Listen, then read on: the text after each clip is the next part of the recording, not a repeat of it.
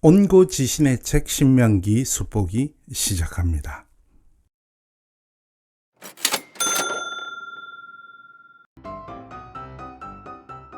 우리가 앞서 살펴본 대로 오경은 히브리어 성경의 제목과 그리스어로 번역된 성경의 제목이 다른데요.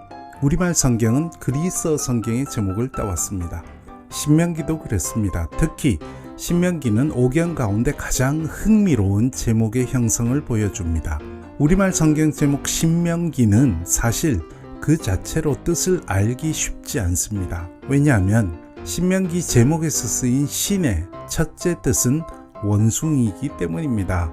이렇게 새기면 말이 안 되죠. 하지만 이 한자가 동사로는 거듭하다, 되풀이하다 라는 뜻이 있는데 신명기 제목에서는 그 뜻으로 쓰인 것입니다. 그래서 신명기는 다시 베푸는 명령이라는 뜻이죠.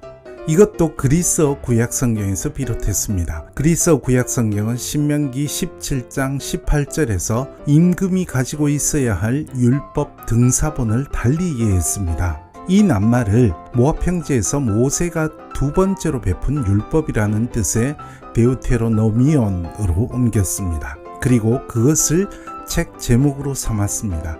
하지만 히브리어 성경은 다른 오경에서처럼 1장 1절에 있는 낱말 말씀들을 뜻하는 드바림을 제목으로 삼았습니다. 어쨌거나 신명기는 약속의 땅 가나안을 눈앞에 두고 광야에서 태어난 출애굽 2세대들을 향한 모세의 설교로 구성되어 있다고 볼 수 있습니다. 이런 점에서 히브리어 성경이 말씀들을 제목으로 삼고 그리스어 성경이 두 번째 율법을 제목으로 삼은 것은 모두 의미가 있다고 하겠습니다. 신명기는 한마디로 출애굽 제2세대들을 향한 온고지신의 책이라고 말할 수 있습니다.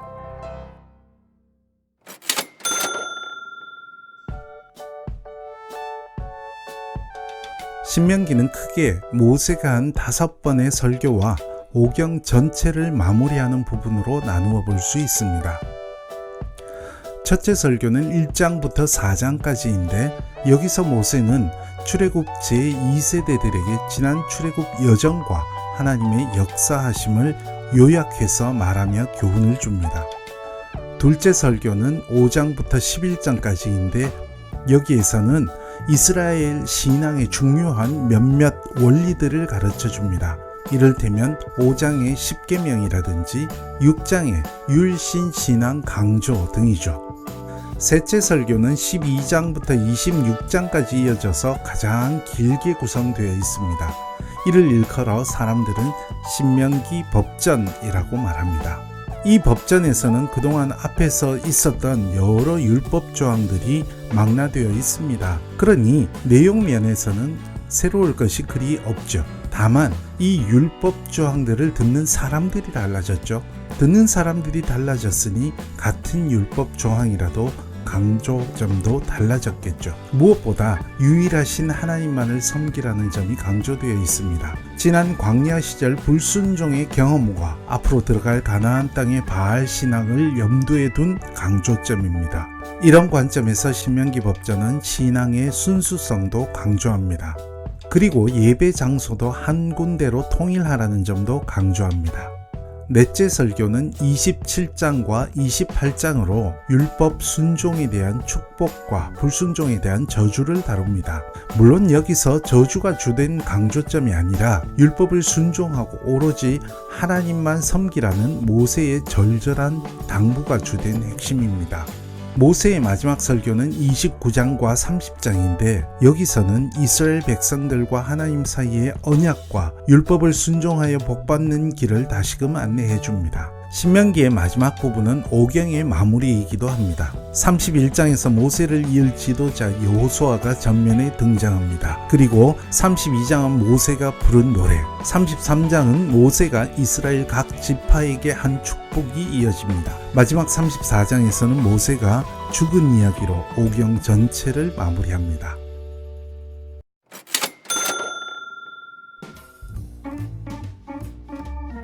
오늘도 우리는 신명기 여러 교훈들 가운데 두 가지를 새겨보겠습니다. 먼저 우리는 출애굽 제2세대들에게 신명기의 말씀을 들려주시는 하나님이 어떤 분인지를 배울 수 있습니다. 그 보기로 신명기 1장 33절을 읽어드립니다. 그는 너희보다 먼저 그 길을 가시며 장막 칠 곳을 찾으시고 밤에는 불로 낮에는 구름으로 너희가 갈 길을 지시하신 자이시니라. 이 말씀대로 하나님께서는 아주 세심하게 이스라엘 백성들을 이끄셨습니다. 그런데도 출애굽 제1세대들은 그런 하나님을 온전히 믿고 의지하지 못하여서 약속의 땅에 들어가지 못했습니다. 이 말씀에서 출애굽 제2세대들에게 그 이야기를 다시 들려주며 반면교사로 삼으라고 강조합니다. 오늘 우리도 한순간 한순간의 삶을 살아가면서 이렇게 세심하게 우리의 삶을 이끄시는 하나님의 역사하심을 보는 눈이 열려야 하겠습니다. 둘째로 그런 하나님을 향한 이스라엘의 태도가 어때야 하는지를 배울 수 있습니다. 신명기 6장 4절과 5절의 말씀을 읽어드립니다. 이스라엘아 들으라. 우리 하나님 여호와는 오직 유일한 여호와시니 너는 마음을 다하고 뜻을 다하고 힘을 다하여 내 하나님 여호와를 사랑하라. 이 말씀은 들으라는 히브리어 쉐마로 시작해서 쉐마 말씀으로 알려진 유명한 구절이죠. 오로지 한 분이신 하나님, 그분의 세심한 인도하심을 경험한 사람은 그분을 힘써 사랑하라고 명령합니다. 신명기에서 이 하나님 사랑은 순수한 신앙과 아름다운 공동체로 구체화합니다. 이방의 어떤 신이든 그것은 헛된 것이니 그런데 물들지 않고 오로지 하나님만 섬기라는 것이 신명기에서 말하는 순수한 신앙의 하나님 사랑입니다. 그 사랑은 율법 곧 하나님의 말씀을 순종하는 것으로 구체화합니다. 이를테면 신명기 11장 1절에서 그런즉 내 하나님 여호와를 사랑하며 그가 주신 책무와 법도와 규례와 명령을 항상 지키라 라고 하신 말씀의 뜻이 그것입니다. 또한 신명기에서 하나님 사랑은 아름다운 공동체를 가꾸어 가는 것으로도 구체화합니다. 특히 소외된 사람들을 향해 손을 펴 보살펴주는 사랑이 곧 하나님 사랑이라고 여기게 됩니다. 보기로 신명기 15장 11절을 읽어드립니다. 땅에는 언제든지 가난한 자가 그치지 아니하겠으므로 내가 네게 명령하여 이르노니 너는 반드시 내 땅 안에 내 형제 중 곤란한 자와 궁핍한 자에게 네 손을 펼지니라. 오늘 우리도 하나님의 인도하심 아래 있으면서 하나님의 말씀을 가까이 하고 오로지 하나님을 삶의 중심에 두는 하나님 사랑의 삶을 살아야 하겠습니다. 그리고 우리 둘레를 돌아보며 도움의 손길을 펴는 하나님 사랑의 삶에도 힘쓸 수 있어야 하겠습니다.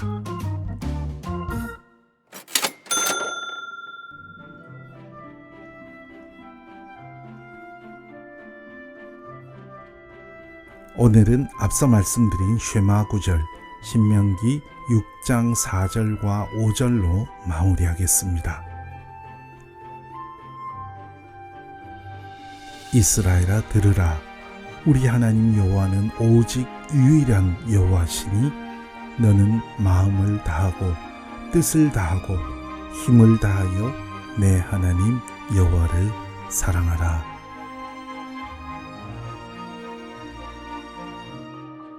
고맙습니다. 다음 시간에 또 뵙겠습니다.